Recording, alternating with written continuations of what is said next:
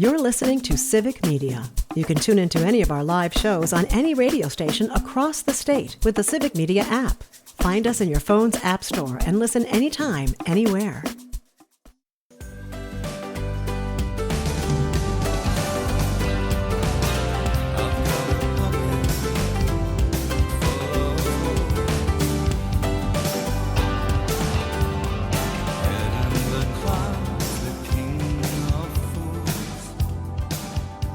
Good morning.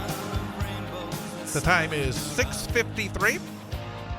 It is the WXCO Morning Report, 98.9 WXCO, online at WXCO.FM, mobile devices and Alexa by searching WXCO and on the Civic Media app.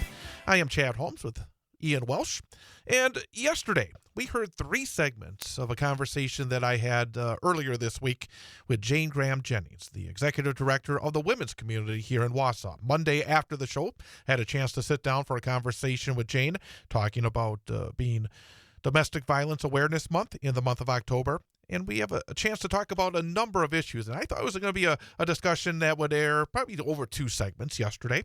But there was so much to the conversation. We had three segments that aired yesterday. I have two more segments that will air today. And in fact, you'll be able to hear the entirety of the interview in one sitting by either going to the podcast, and then we'll have a link to our YouTube channel where the entire interview with me and Jane Graham-Jennings is waiting for you to listen. But let's continue the conversation as Jane Graham-Jennings and I talking about a number of issues, including funding for groups like the women's community. A general question, again, during this era right now, we see a lot of groups and organizations losing funding. How are things right now? Because I know that you get a lot of support from individuals, but I'm sure there are also funding mechanisms that are vitally important to be able to continue to do the work that you do. Where do you stand right now in that realm? Because I do know of you, we hear story after story about resources being pulled and making so very difficult for these organizations. Where's the women's community right now?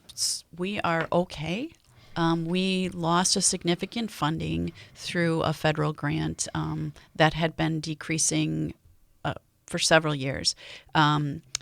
For a whole lot of complex reasons, but that's called the Victim of Crime Act grant. The state of Wisconsin, actually, we talked to legislatures and they did a short-term stopgap funding last funding cycle. And so there was some funds that we were able to access that prevented us from laying people off. And then in the last budget cycle, we again, the state legislator gave $20 million to victim services over for the next 2 years. So that currently is going in process. The Department of Justice is working out how that will be distributed to agencies. So the state has attempted to help in some way, but there is also some concerns about federal grants being pulled. Right now, there are numerous restraining orders that have prevented those the stop of that funding. So we are still currently getting that funding, but as that works its way through the court system, if the restraining orders are lifted and if the administration wins those, then we will lose any federal funding that we currently have. And that will impact not just the women's community, but numerous programs throughout the state. Some programs will close. And so what we really need people to understand is there's not going to be less victims in those communities. They're just not going to have resources. And where are they going to go? To places that do have resources. Let me ask you this, because when I hear you say this, it frankly upsets me, makes me angry in terms of the idea that we go back to one of the first things that we talked about here, that the number of homicides involved in domestic violence is as high as it's ever been in the state of Wisconsin. When you talk to legislatures here in the state, we'll put to the side the issues federally right now, but just here in the state of Wisconsin, because when you said, $20 million over 2 years? Frankly, when you think about that, that's not a lot of money in the big picture, not at all. I mean, that's 2 years, $20 million. I mean, that's frankly ridiculous in my opinion. When you talk to a state legislature that represents maybe here in central Wisconsin or anybody that's down in Madison, because you go down there, yes. I'm sure have many conversations about this.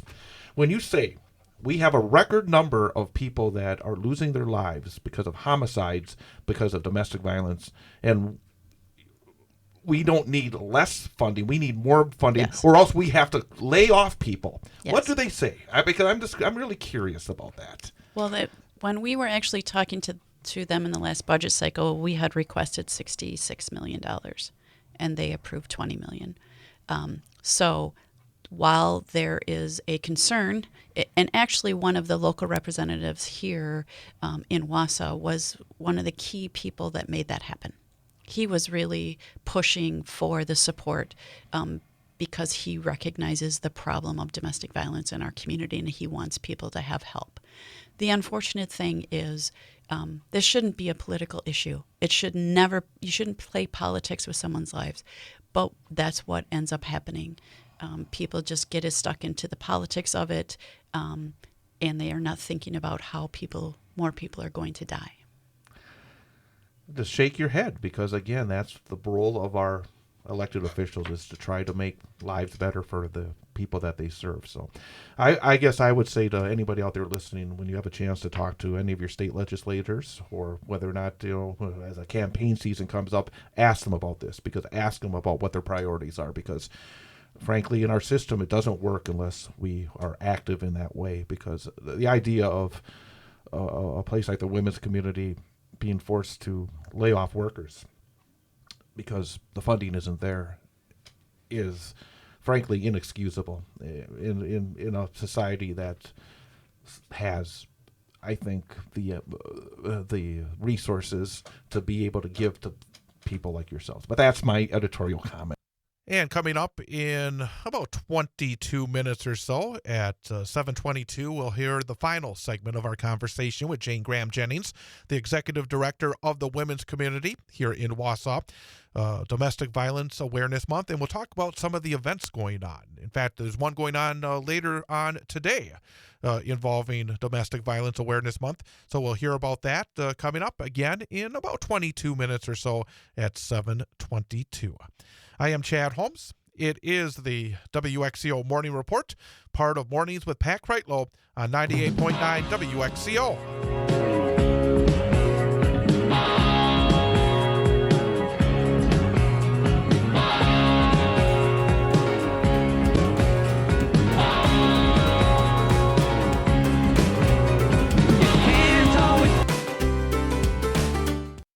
You're listening to Civic Media. Stay up to date on the latest news and information for your local community and Wisconsin by signing up for our free email newsletter. Visit civicmedia.us/email to get started.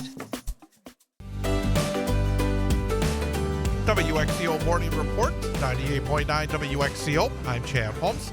And one more segment with Jane Graham-Jennings. She is the Executive Director of the Women's Community. We are talking about Domestic Violence Awareness Month and a whole bunch more. And there is something that you can do to show that you're thinking about the people and thinking about the people that are fighting to end domestic violence in our community. Well, one thing, Domestic Violence Awareness Month is purple. So if you see purple ribbons, wearing purple ribbons, that's you're showing support for purple survivors. Hair. Purple hair. If people, we do record this for YouTube, so people can actually watch it on YouTube. And if you're watching the camera, you'll see Jane has some purple hair to mark the occasion. That's for the whole month. And then we have some other interesting things happening. So there's a clothesline project throughout the month at various locations. And that is basically survivors putting their stories on T-shirts and jeans and hanging that up. And it's a visual for people to see what it looks like. And then it's also a healing thing for survivors to kind of put their pain and their story out on display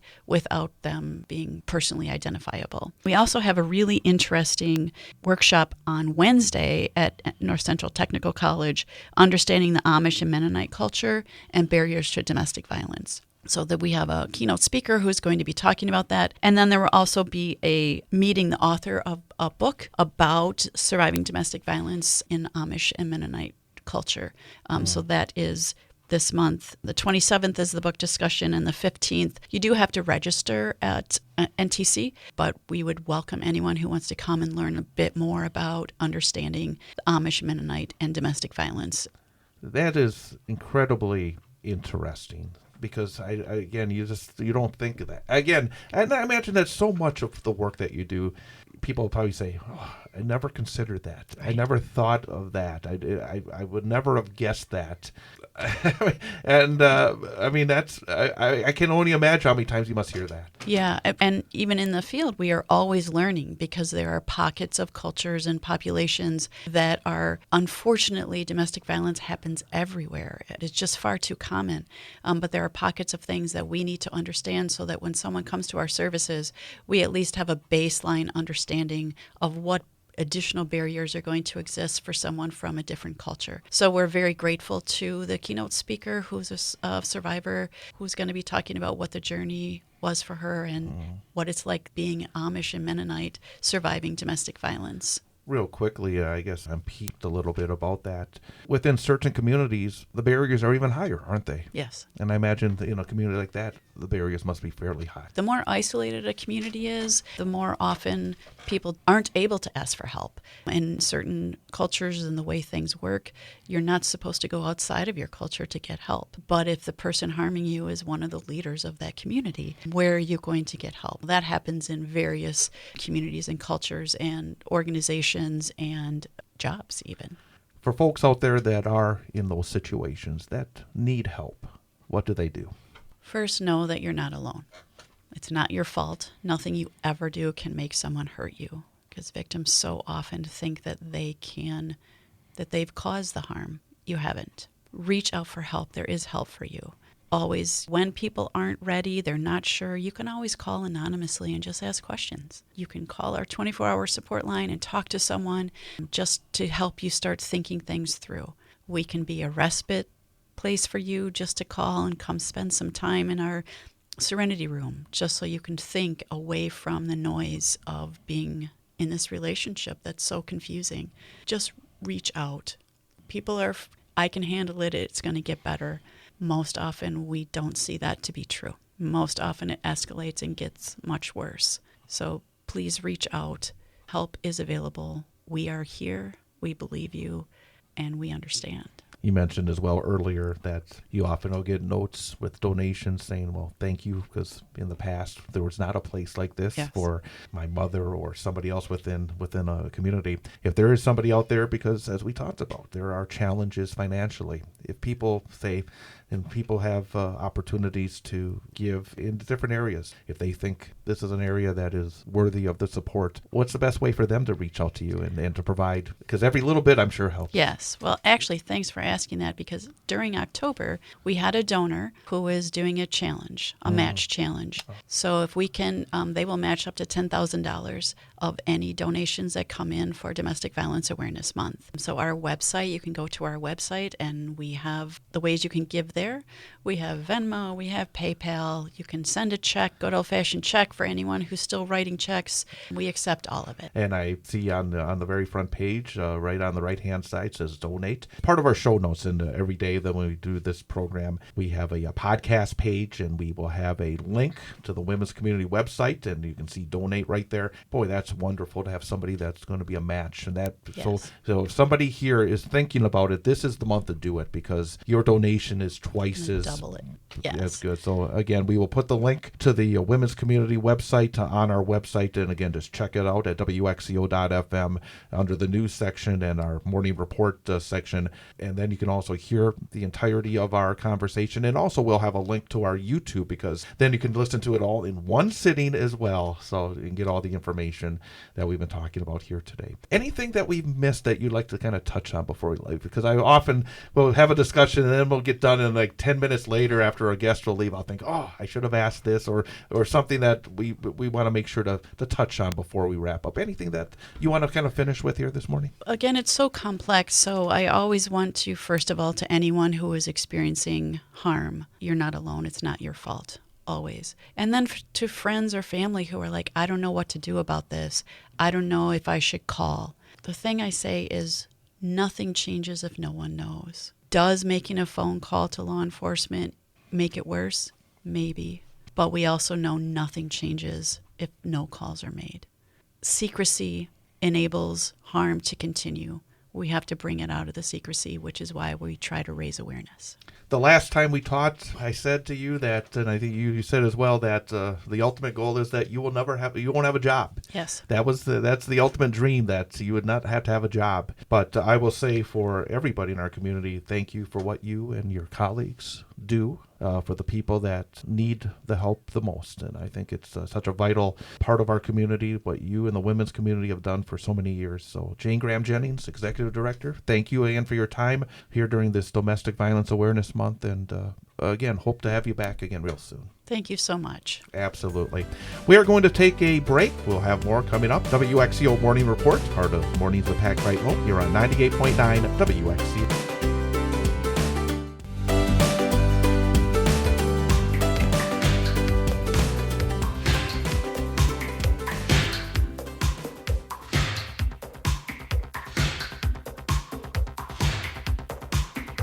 Good morning, everyone. This is the WXCO Morning Report on 98.9 FM and 12:30 a.m. Well, in case you might have noticed by now, I am not a Chad Holmes. I am your engineer / producer, Ian Welsh. And today is October 15th. The temperature is it's a little chilly right now. Right now it's a high of 46, so definitely a chilly one out there. But we did get a really good rain last night. It was pretty consistent, and I gotta tell you, it was some much needed rain, absolutely. Well, it should be a pretty nice day today.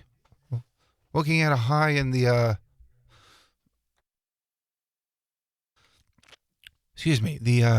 lower 50s, and then as we head towards the weekend, it should be pretty comfortable.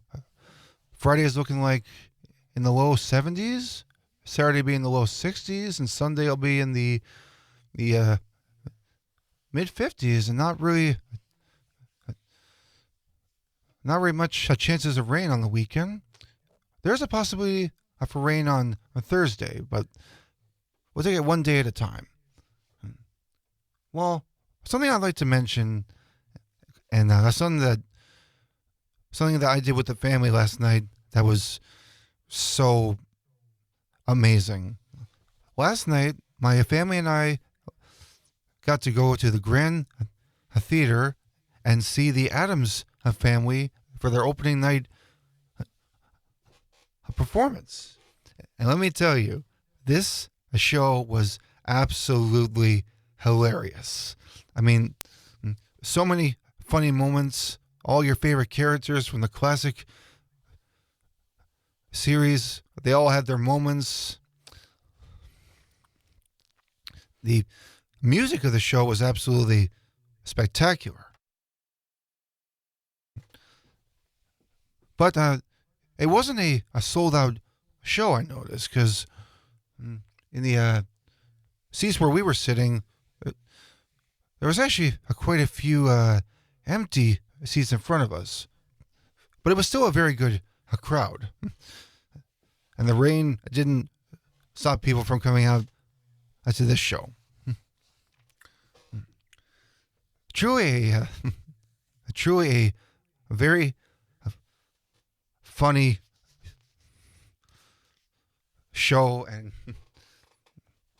personally, as an actor, I think it's very awesome to just actually be able to go and see a performance instead of just being in it, because it's nice to be on both sides of the stage, to be on the stage but also be in the audience as well, because you get to appreciate the different perspective of the theater. Hey, but don't you worry. If you're still interested in seeing the Addams Family, they do have one more performance tonight. Yep, this show is actually a two-night show. Last night was their opening, and tonight is their final performance before they move on to the next city. So if you have your tickets, you will truly be in for a very funny and very one-of-a-kind spook-tacular show. I remember that's at the Grand Theater tonight at 7:30. And it would probably be best to get there probably half an hour early, just in case, and if you need to allow for extra time as well. And speaking of the theater, Wausau Community Theater is currently underway with their rehearsals for Sweeney Todd, the Demon Barber of Fleet Street. And yes, I am a part of that one as well. Performances for that show are actually coming up pretty quick. Those shows will be on November 7th, 8th, and 9th. And these shows will be at the Veninga Theater at the University of Wisconsin-Stevens Point campus, the Wausau campus.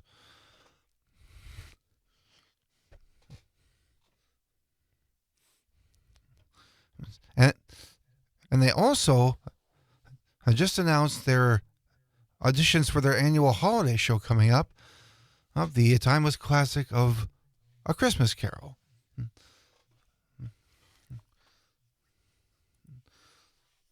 And those auditions will definitely be very popular because A Christmas Carol is a timeless story that has been put on by the Wausau Community Theater for over 20 years. Auditions for that show will take place on Saturday, October 25th at 2 p.m. and Monday, October 27th at 6 p.m. And those will be at the Wausau Community Theater building. You can find more information about that on the WCT Facebook page and also on their website as well.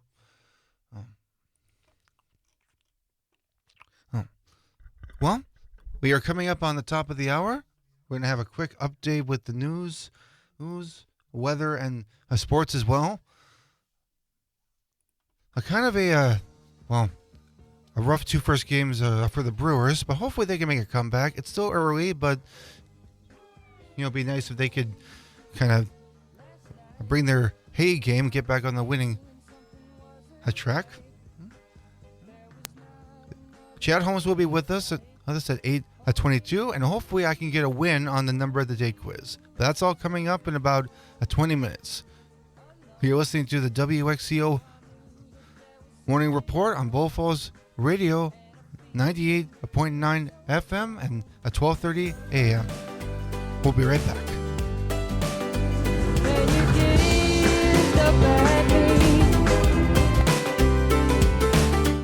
You're listening to Civic Media. Find the latest news, information, and archives of all your favorite shows on the Civic Media website, civicmedia.us.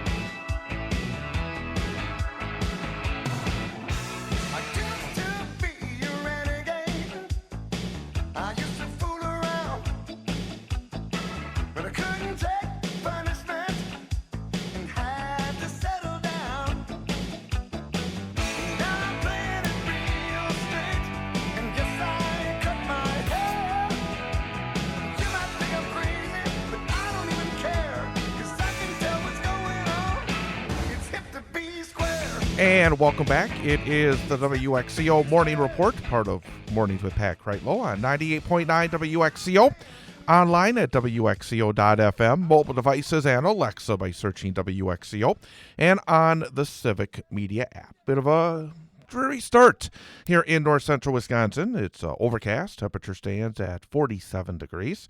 Getting a dose of fall. Rest of the day, mostly cloudy and a high of 55. Thursday, chance of showers and 57, but then things will start to warm up again on Friday with mostly cloudy skies and a high of 71 degrees. Of course, you can hear the forecast with our Civic Media weather team at the top and bottom of every hour, part of our information updates here on 98.9 WXCO. With Ian Walsh, I am Chad Holmes. Thank you, Ian, for covering for me in the last segment. You're welcome, Chad. It was definitely some much-needed rain last night. It was actually a perfect atmosphere for seeing the Adams family last night. It was so awesome my family and I got to see that. I've been looking forward to that show over quite some time. Yeah, I know you were. Did not disappoint. Absolutely. So, no, I'm glad you enjoyed it. Glad it was a fun time. And as you said earlier as well, another opportunity for folks to go and see it later on this evening at 7:30. That's right. Also, a chance tomorrow for you to join us, as tomorrow we are having a 98.9 WXCO station open house. That's right. We want you to stop on by. We will have some finger food courtesy of the Mint Cafe here in downtown Wausau. We'll give you an opportunity to take a look around, be able to sit in front of the microphones, be able to talk to us, ask us questions, give us your thoughts on things maybe you'd like to see on the air, maybe things that you would change, maybe just ideas. So, again, we would just love to have you come on by and take a look around and just say hello. Enjoy a little bit of the snacks. We have some WXCO swag as well that we will give away. So, again, don't have to be here for the entirety. Just pop on in when you have a chance, anytime between 10 a.m. and 4 p.m. That's 10 a.m. until 4 p.m. tomorrow here in downtown Wausau. Again, we're located at the corner of Washington Street and North 3rd Street in downtown Wausau, 301 North 3rd Street. We're right across from the new Foundry on 3rd, right across from Washington Square. So you really can't miss us. Got a big sign that says Bull Falls Radio right here at the corner of Washington and 3rd. So we'd really like you to come on by. Let your friends know. Let others know. Just pay a visit. And again, we'd love to hear your thoughts on what you'd like to see from us in the next year and maybe things you enjoy as well. So again, that's from 10 a.m. until 4 p.m. tomorrow, our WXCO station open house. And also, you can come on by between 2 and 4 and watch Todd Alba do his show live. Yep, the statewide show that Todd does every day from our Madison headquarters, but he is going to be coming up here to Wausau and do his show live here from our studios at the corner of Washington and 3rd Street. That's cool. From 2 until 4 p.m. tomorrow. So that should be a lot of fun to come by and see Todd do his thing tomorrow. And again, just part of our activities for our station open house. So hopefully we will see you tomorrow. If you have a number of the day that you want to test me on, bring your numbers and see if you can help me get out of my losing rut. Right? And just a fun little challenge as well. Exactly right. There's plenty of numbers out there. I mean, no topic is too vague. Trust me. We talked about a lot of different topics that were kind of weird.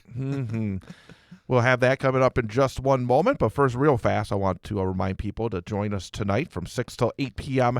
Another edition of the Big High School Sports Show right here on 98.9 WXCO.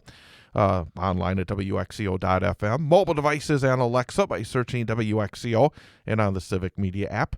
I'll be joined by Jason Foster. We'll talk about what's going on in high school football.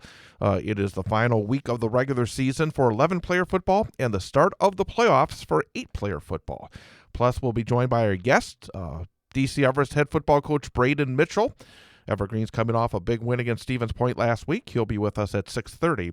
And Cooper DePoint, the Wausau West senior, he had a massive game with more than 260 yards rushing last week in the Warriors' win over Eau Claire Memorial. He'll be with us at 7:06. So join us tonight, 6 till 8 p.m. for the Big High School Sports Show right here on 98.9 WXCO and online. And also you can watch the show live by going to YouTube.com and the 98.9 WXCO YouTube channel.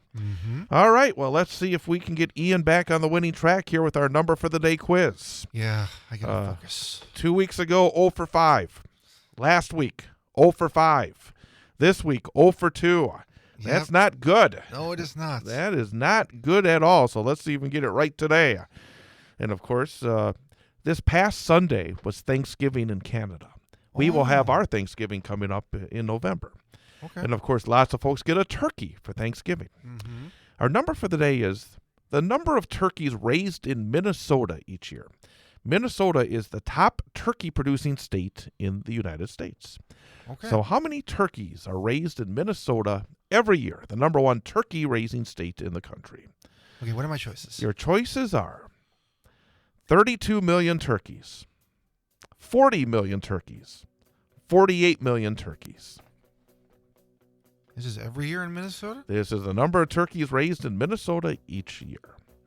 32 million, 40 million, or 48 million turkeys. You know what, I'm going to say 40 million. Final answer, 40 million. On Monday, it was the middle number. Yesterday, it was the biggest number. Yeah. Today, it was the smallest number. Oh, darn it. 32 million turkeys raised in Minnesota each year. Am I trying too hard? Tomorrow I is don't our know. open house day, so you're going to have to get it right, or else we're going to have everybody comes in here give you numbers to see if you can get one of theirs right. Oh, absolutely. But we will see you tomorrow. Absolutely. Have a great day, everybody.